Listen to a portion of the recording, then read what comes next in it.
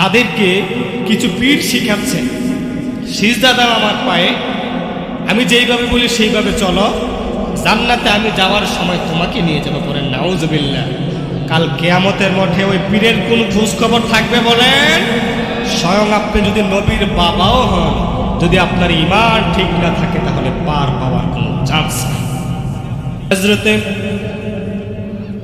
ইব্রাহিম আলাইহিস সালাম আল্লাহ রাব্বুল আলামিনের জলিল কদর নবী ছিলেন, যিনি খলিলুল্লাহ ছিলেন, আল্লাহর অন্তরঙ্গ বন্ধু ছিলেন।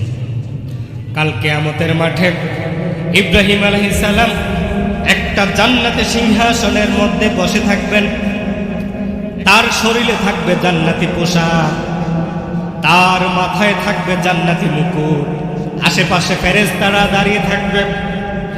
এমন সময় তিনার বাবাকে জাহান্নামের শিকল গলায় এবং হাতে পায়ে লাগিয়ে টেনে হিসড়ে জাহান্নামের দিকে নিয়ে যাওয়া হবে। ইব্রাহিম আলাইহিস সালামের চেহারার দিকে তার বাবার নজর পড়ে যাবে, ফেল ফেল করে তাকিয়ে থাকবে আর বলবে, আহারে আমার সন্তান কত শান শৌকতে আছে, আমার সন্তান কত সম্মানের সাথে আছে, কত আরামে আছে, আর আমি পিতা হয়ে আজকে দুর্দশার মধ্যে আছি। আমার হাতে পায়ে জাহান্নামের শিকল পরিয়ে টেনে হিসড়ে জাহান্নামের দিকে নিয়ে যাওয়া হয়। ইব্রাহিম আলাইহিস সালামের নজর পড়ে যাবে বাবার প্রতি। নজর পড়ে যাওয়ার সাথে সাথে ইব্রাহিম আলাইহিস সালাম ফেল ফেল করে তাকিয়ে থাকবে বাবার দিকে, বাবাও তাকিয়ে থাকবে ছেলের দিকে। ইব্রাহিম আলাইহিস সালাম বলবে, ও বাবা, দুনিয়া থাকতে কত বলেছে আল্লাহর প্রতি ঈমান আনো, আমার প্রতি ঈমান আনো, মূর্তি পূজা করো না, আল্লাহ ছাড়া কারোর কাছে মাথা নত করো না, কিন্তু তখন তো শোনো নাই, আমার কথা শোনো নাই, আল্লাহ ছাড়া তুমি আল্লাহর প্রতি ঈমান আনো নাই। এবার আজর তার বাবা চোখের পানিগুলো ছেড়ে দিয়ে বলবে, ও ইব্রাহিম, আমার কলিজার টুকরা সন্তান, আমি তোমাকে কথা দিলাম, আমি বুঝি নাই, ভুল করেছি, অন্যায় করেছি, কিন্তু আজকের দিনে আমি তোমাকে কথা দিলাম, আজ থেকে আমি আর তোমার কোনো কথার অবাধ্য হব না, আমি এখন কালিমা পড়ে মুসলমান হয়ে যাব। ইব্রাহিম আলাইহিস সালাম এবার আকাশের দিকে তাকিয়ে আল্লাহ রাব্বুল আলামিনের কাছে বলবেন, ইয়া রাব্বি ইন্নাকা ওয়া'দাতানি আল্লা তুখজিয়ানি ইয়াওমা ইয়াবআসুন।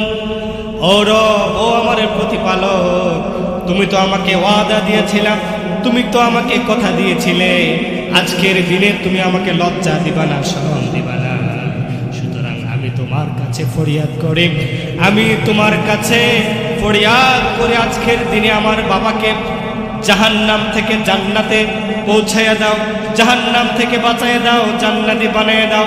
আল্লাহ রাব্বুল আলামিন তখন ইব্রাহিম আলাইহিস সালামকে বলবেন, ও ইব্রাহিম, নিচের দিকে তাকাও। ইব্রাহিম আলাইহিস সালাম নিচের দিকে তাকাবেন, তাকিয়ে দেখবেন তার বাবাকে আর দেখা যায় না, বাবার বদলে দাঁড়িয়ে আছে একটা শূকর। ওই শূকরের হাতে পায়ে লোহার জিঞ্জির, গলার মধ্যে লোহার জিঞ্জির পরানো।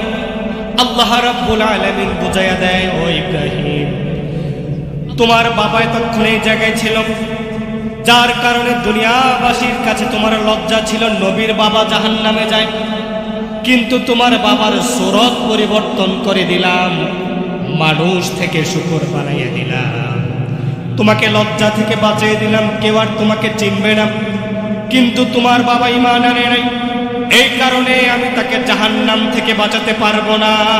পড়েন নাউজুবিল্লাহ। নবীর বাবা যদি ঈমান না আনার কারণে, ঈমানে ত্রুটি থাকার কারণে জাহান্নামে যায়, নবীর সুপারিশ যদি কাজ না হয়, তাহলে চিন্তা করেন আমাদের দুনিয়া, আমাদের কি অবস্থা।